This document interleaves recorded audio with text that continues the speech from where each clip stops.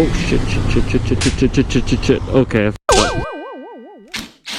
With the forks out of my ZX14 to replace the seals, there is no better time to replace the steering stem bearings. Now, if you remove, clean, and re-grease the steering stem bearings as frequently as your owner's manual says you should, you may not need to replace the factory caged round ball bearings. This bike, however, is a 2008 Kawasaki ZX14 with roughly 58,000 kilometers or 36,000 miles and has probably never seen a steering stem service, which is very typical of most second-hand motorcycles.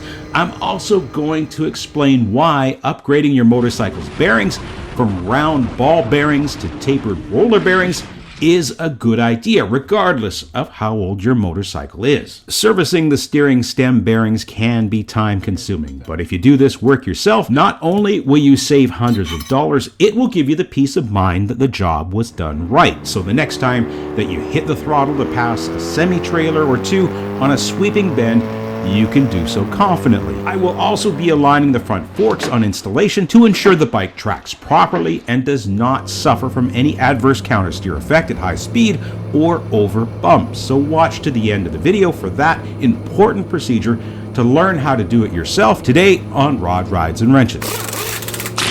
Let's start with why tapered roller bearings are a great upgrade for your motorcycle from the round ball bearings the bike comes with from the factory. First, round ball bearings that come stock on your motorcycle are designed for average street applications. So if you rarely exceed the speed limit, only ride on smooth tarmac and never push the limits of your front brakes or motorcycle's acceleration, then they will probably hold up just fine as long as you follow the prescribed maintenance. You should remember that the steering stem is doing more than just allowing your handlebars to turn. There are massive loads being transferred through the forks, the yokes, and the bearings to the motorcycle's frame. Consider what happens when you accelerate hard from a stop. The weight of the front of your bike is shifted up and back. This means that the bearing surfaces at the bottom and rear of the round ball bearings are taking up the weight and load from the front of your bike. Now, what happens when you need to brake? The load on the steering stem is pushing the bottom yoke bearings back while applying load to the front of the upper yoke bearing. Now, if the front wheel of your motorcycle ever leaves the pavement or hits a pothole or harsh bump, these little round ball bearings have the weight of your bike move from the top surface to the bottom side of the bearing, all while smashing the weight of you and your bike across a very limited contact area. Now multiply all these movements over an average day trip on your bike, and it's easy to see how critical these little guys actually are. The stock steering stem bearings you take out of most motorcycles are round roller bearings, and the bearings on my bike are in a plastic retaining cage. But in some older bikes, they are only held in place by grease and the outer race alone. These guys can fall loose when you remove the steering stem, so if you have an older bike, be sure to watch out for that. Unfortunately, round ball bearings, either loose or caged, have a very confined surface area to distribute all these loads when compared to the alternative tapered bearing. The bearing kit I'm installing today is a full metal tapered bearing set from All Balls. The tapered bearing rollers in this aftermarket kit are physically longer and wider than the round ball bearings that came with the bike from the factory. This means there's more physical contact area between the bearing surface and the bearing race. This additional surface contact also allows the bearing to handle more load, weight, and lateral movement. The races provided for the tapered bearing are also wider, giving us more surface area to support the bearings better than the stock races would. This means the steering of your bike has more support when rolling over a harsh set of railroad tracks or a not so soft return to tarmac after a wheelie. The steel cage of these bearings also has more space for grease to be packed in, and although for 90% of applications, tapered roller bearings might seem overkill, experience has shown me that by replacing the factory round ball bearings with tapered bearings like this means that I will not have to service them again for a very long time. A quick safety note, I will be banging on the front of the bike to remove and install the steering races. It's important to secure your bike. Now, luckily, I do have a center stand on this Kawasaki, so strapping down the rear of the bike to the bike lift works pretty well. I'll also be supporting the front of the bike by using my scissor jack lift, and if you don't have a motorcycle lift and are working on the floor of your garage, take the time to block up your bike, which may involve removing some additional fairings or even an exhaust collector to get a balanced and safe support area for the weight of your bike. As I mentioned, I already had the forks removed from my bike, so the next step in servicing the steering stem was to unbolt the yokes, taking care to remove and move the brake lines and wires for the horn or anything else that was bolted to them. Yokes out, we can see the wear caused by years of riding. Although absent of grease, the lower bearing may have been able to be reused, but the upper bearing that came out of the bike is dull and discolored, indicating that it definitely needed to be replaced. Definite discoloration on these, although they're turning. The hardest part of replacing your steering stem bearings is removing and installing the bearing races. Now there are two in the frame neck of the bike, an upper and a lower. To get them out, I use a long punch and a hammer. Now the punch I have is only about 8 inches long, so I position and hold it with a pair of vice grips to make sure I don't smash my fingers. To help, the frame neck should have relief slots in it like this, to position the punch to allow you to get on the lip of the race and push it out. I also bought this nifty bearing race tool from Biker's Run. Now it opens and closes like a vise to fit a variety of sizes of bearing races. Once expanded on the race, it gives me much more surface area to pound on with the punch and really easily gets that race free from the frame. Installing the new race can be done with a driver tool. You can hammer them to move the new races into place, or use a threaded steering head race tool that you tighten to get the bearing set in the frame neck. But before we get to that, I really recommend that you put the bearing races in your freezer overnight to shrink them ever so slightly. This step, combined with doing a thorough job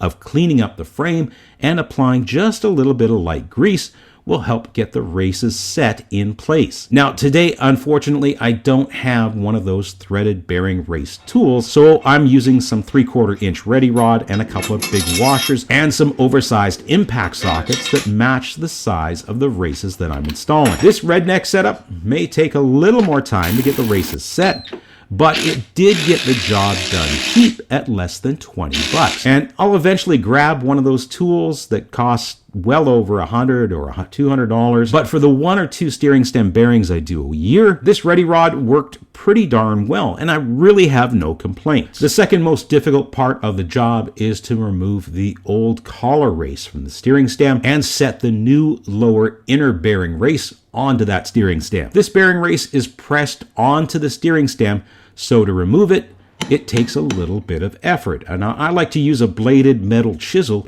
to get the bearing to start sliding back up the stem. Once there's a little bit of a gap behind the bearing race, you should be able to get more of the chisel on the race and then just simply tap it up with your hammer to get it to easily move off of that steering stem. It's okay if the bearing race gets a little bit damaged. There's the race. Since it's going to be trash anyway, but don't throw it away just yet. It has one more job to do. What you have to be careful of is damaging your steering stem or this lower steering yoke. So keep the chisel away from those areas and only on the inner race itself. When installing aftermarket bearing kits, you should be aware that there are a variety of motorcycles an individual kit may be made for. This one-size-fits-many approach means that your new races, bearings, and dust shield may interfere with each other when you tighten them up in the bike. Now, take a moment to ensure the dust shield does not touch the roller bearings or race when pressed together by hand. Understand that if there's contact with them out of the bike as the steering stem is tightened up, there will most likely be more contact as this gap narrows and the rubber of your dust shield is pinched. You may need a spacer by way of a washer between the dust shield and the bearing to create a little bit of a gap and avoid the issue of binding the dust shield up and it getting eaten away every time that you turn your handlebars. After packing the new lower fully caged bearing with grease, I first slide the supplied dust seal onto the lower yoke and steering stem, and then I can install the lower bearing. Now it'll need to be pressed down to the bottom of the yoke stem, and as you can imagine, there is a special tool for this job. The tool is basically a pipe with an adjustable opening at the bearing side to fit a variety of steering yokes. Now you don't need this tool since you can use that old bearing race to do this job. Simply turn the bearing race upside down from the position it was when it came off of the steering stem, and this will ensure that it aligns with the inner race on the new bearing, so we won't be putting any additional stress on the new rollers in the caged bearing. You can now tap with your hammer on the old bearing race to get the new bearing seated all the way down to the bottom of the steering stem. When the new lower bearing is seated, just tap the old bearing race off of the stem, and now you can toss it. It's now time to get the upper race bearing packed with grease and ready the steering stem nuts and new dust seal. Reinstalling the steering stem is just a reverse of what we did to uninstall it, with the exception of a two-stage process to torque down the new bearings. To properly seat and settle the new bearings in place, in my case, step one is to tighten the steering stem nut to 55 Newton meter of torque. Once you get that done, I loosen the steering stem nut about a half a turn, or until it turns lightly in my hand. And then step two is to tighten that steering stem to just 23 Newton meter. Now, these are the settings for my ZX14, and your bike might be a little bit different, so be sure to check your factory service manual. On a side note, you may have noticed I'm using my torque wrench on a steering stem nut spanner tool. As long as my torque wrench is at 90 degrees to the spanner or somewhere close to that, I will get an accurate reading from my torque wrench and don't have to account for any additional length. If, however, I'm using my torque wrench like this, with my spanner adding additional length, I would have to do some math to make sure the torque settings are correct.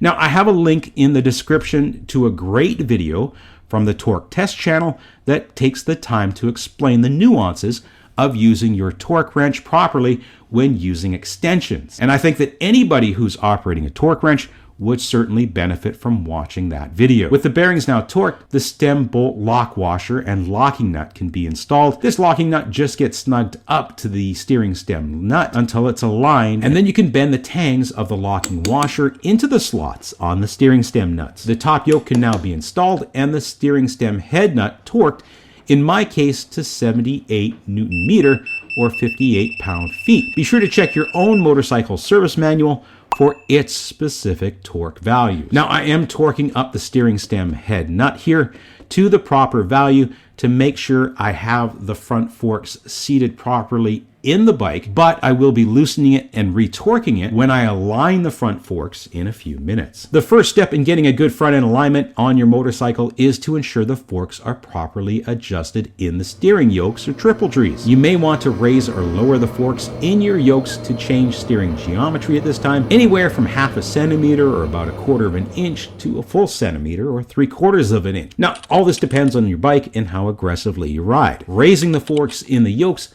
will lower the front of the bike and make your bike turn a little quicker, while lowering the forks in the yokes and raising the front of the bike will offer a better straight line stability. Now, you may be happy with your stock settings, and that's perfectly fine.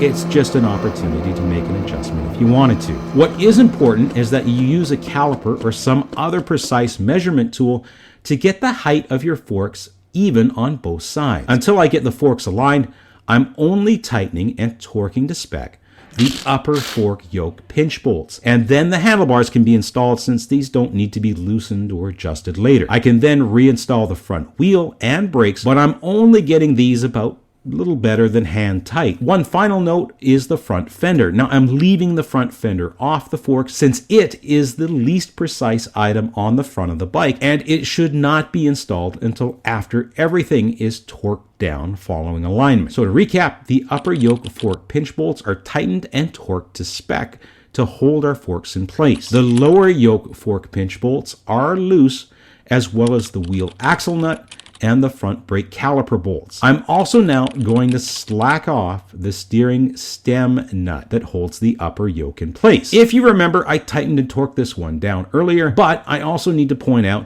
that it is very important not to fully remove or loosen this nut. Just 1 or 2 threads on the stem, maybe 1 turn out from where it was properly torqued. Now, if you loosen this nut too much, your bike will slide down the forks, giving you a pretty good scare in the process. It's also important that your bike be off its center stand, and you will note there are no front tie downs holding the bike in the chock. If you don't have a front wheel chock device, have a friend hold the back of the bike to help steady it and prevent it from falling over. Now you can get onto your bike and from the center of the handlebars, not the handlebar grips, push the front end down. This quick jerking motion or snap will align the front of the bike. All this aligns the forks in the yokes as well as centering the axle. After a few of these quick movements, which kind of look like I'm giving CPR to my bike, I can dismount carefully, making sure I don't grab the front brake or move the bike laterally in the chock. The goal here is to keep it vertical and straight, so be sure to have your friend hang on to the back of the bike a little while longer. I can now gingerly snug up the steering stem head bolt and the lower fork yoke pinch bolts, and then the front axle. And I do this in this specific order. Do not torque these bolts up to spec just yet. They first have to be snugged up, which is basically tightening them up with tools. Remember to keep your bike completely vertical during the snugging up of the bolts,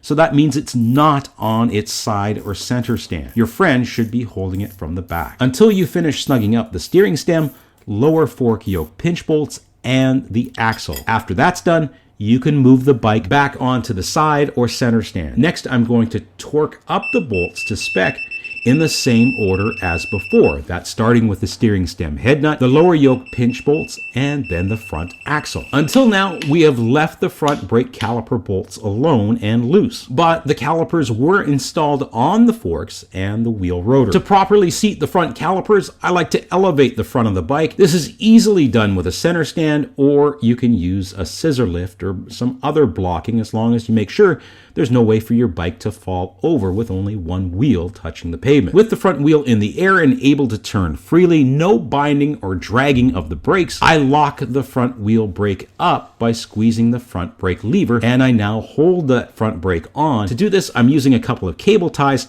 to hold the front brake lever down. Now I can tighten and torque to spec the front caliper bolts. Once all 4 caliper bolts are torqued, I can then remove the cable tie that was holding that front brake lever down. With all this done, the forks are aligned as well as the front brake calipers, which means with the new steering stem bearings that the bike is ready to tear up some miles. That is, as soon as I put that front fender and some fairing pieces back on. Oh, what a smooth ride. Rebuilt forks, greased swing arm, and shock pivot bolts. Bike also got new sintered brake pads, front and back. And of course, while I had the pads out, I cleaned and lubed the caliper pistons. And of course, our new tapered steering stem bearings. Best of all, out here today, I know it's all been done right, so I can just enjoy the day of riding. Hey, thanks for watching to the end of this video, and whatever bike you ride, be sure to ride safe.